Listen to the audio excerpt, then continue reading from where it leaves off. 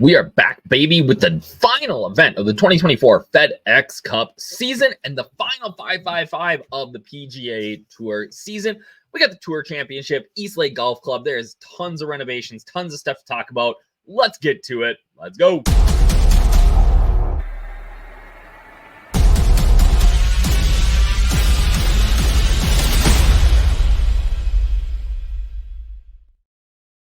What up, everybody? It's your boy, DFS Up North, a.k.a. Josh Thomas here with the final 555 PGA podcast of the 2024 season. The fall swing is here, but we shift our focus to football. Now, I will still have DFS golf content up for you all fall, but we really only have one event here in September and then the Prez Cup. Then we get a little bit of a swing in October and November, but things sort of slow down until we turn the calendar to 2025. So speaking of the fall and football getting going, guys, this is it.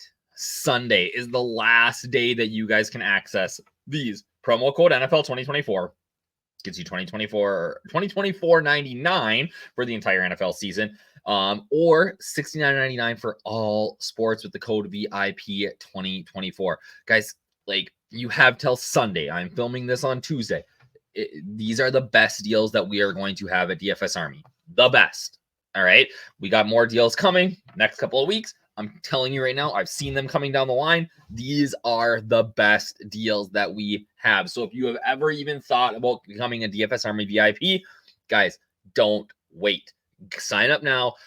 Get that VIP 2024. Or if you're just an NFL guy, you're not a PGA guy, right? Use that NFL 2024 that gets you into all of our NFL content for the season. And like I said, these are the best deals that we will have for the foreseeable future, right? My guess is probably until next NFL season. This only comes around once a year where we discount this stuff this big. So 555 again. Model, we get 5 key stats, 5 my favorite plays on DraftKings and FanDuel, and 5 low-owned GPP punts. Again, brought to you by the boys over at DFS Army, right? Oh, there's that code, 10% off, right? So you're getting more than that here, right? Saving $20, and this, you lock in this price forever. We put this thing up to $100 a month, locked in, baby. Like, you're good, all right? So after Sunday, that goes away. You got to get involved now if you want to do it. So, Tour Championship, the top 30 players in the FedEx Cup get to tee it up here, and we get adjusted scoring this week, which always makes things a little bit interesting. Scotty Scheffler is the number 1 player in the FedEx Cup standings, is going to start at -10, followed by Xander Schauffele at -8, and then I think Aberg's at -7, or Hideki's at -7, Aberg's at -6. So the scoring goes all the way back down to, I think, the bottom 5 guys, 25 to 30, are at even, starting 10 strokes back. But just because somebody is starting that far back doesn't necessarily mean that you can't get involved, because let's say they shoot -6 or -7 on the weekend, that probably puts them from 25th or tied for 25th all the way up to potentially, historically here, we're talking potentially like a top 15 finish. So don't just be off of players because of that adjusted scoring. Now, are there some players that are in good spots and are good values because of the adjusted scoring? Yes. Hello, Captain Keegan. We'll talk about him in a minute here. But that's something that you absolutely need to be aware of because it's a big deal. Right? It's a big deal. It's the only tournament of the year that we do this. I think it's stupid, but that's neither here nor there. Course renovation. They have completely renovated this course in about 10 months, which is absolutely freaking incredible. They took a aerial shot of the course from, I think, 1948, if my memory serves, maybe 1947, and basically built every hole like that with, obviously the modern touch for length and things like that. But really brought it back to when Bobby Jones played here and Alexa Sterling. So I posted some videos in our DFS Discord this week of the course renovations. I don't think the course is going to, it's completely renovated. Like, it is different. The sight lines, it's going to look different. But I don't think it's going to necessarily play a super different. The green complexes are going to be similar. It's not... It's going to play similar, I think, to what it is. I think that distance is always going to be an advantage here. If your ball striking's on point, you're in good shape, and you got to putt, right? Like, that's any good classic golf course. That's what you got to do. So I do think that the course history can play a role. I think it can help, but I can see also how if you've played here a bunch and you maybe think you know it and you come out and it maybe looks a little bit different, how that could potentially get into your head a little bit. So maybe there's an advantage to not playing here at all. A guy like Benny On, who has never made the East Lake, right? So course history, I do think it matters. Non-dynamic pricing. Typically for this event, we get the guys like Scotty Scheffler at -10. We typically get them priced at about 15,000. This year, that is not the case. We have very standard DraftKings pricing for all 30 guys. That makes things interesting. I don't think you can go as stars and scrubs, but I think that you can pretty easily smash like Scotty and Xander together. Personally, for me, not what I'm doing. That gets down to this game theory in the next point, right? Less players means we really need to look at ownership. So for me, most of my lineups, I'm taking a stand. We'll talk about who here in a second, but I think you do need to make some ownership stands this week. And you got to be willing to be wrong, right? That's maybe the biggest lesson in DFS is that you have to be willing to be wrong. So this week for me, I am saying that Xander Schauffele is my guy. All right. I'm going to put 70 to 80% of him in my lineups. I don't know if I'm trying to get double the field. I don't know that necessarily is even going to get there, but because of that, I'm going to be way underweight on Scotty Scheffler. I think he struggled the last couple of weeks. I get that last week was at elevation and he's maybe, had some issues with that, but I am putting my eggs in the Xander Schauffele winning the Tour Championship basket. I might be right. I might be wrong, but you gotta, if you want to try to be profitable and not just break even, you have to take some stands like that. I love Aberg this week, or Oberg on 9,900. I think that he might come in a little bit under-owned based on his talent. This guy can win anywhere. All right. He has to putt.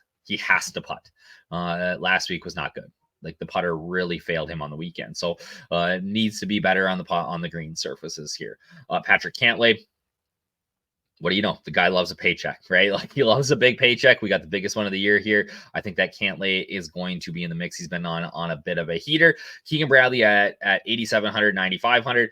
He's starting at -6. He is that far up in the FedEx Cup standings. So the price doesn't necessarily match what his upside is, or just that advantage that he's already at. He's had some success here over his career. I think a classic Don Ross design is something that he can really excel at, right? And then Sam Burns, just been on a heater. Guy makes a ton of birdies. You have to do that here, especially if you're coming from behind. At 8,500, I think that he's a super strong value.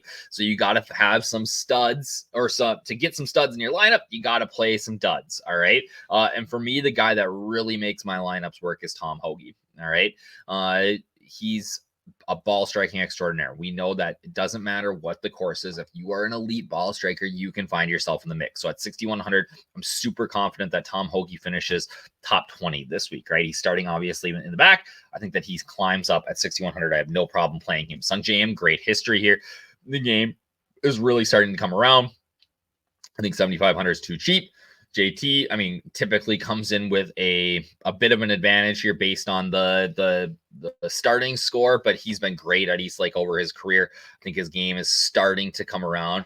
And to be honest, I got sucked into him posting a Dumb and Dumber meme today with his head on it with you're saying there's a chance. So, take that for what it's worth. But I do, his history here is outrageous. Taylor Pendrith playing for a spot on not a Ryder Cup team. He's a Canadian on the President's Cup team.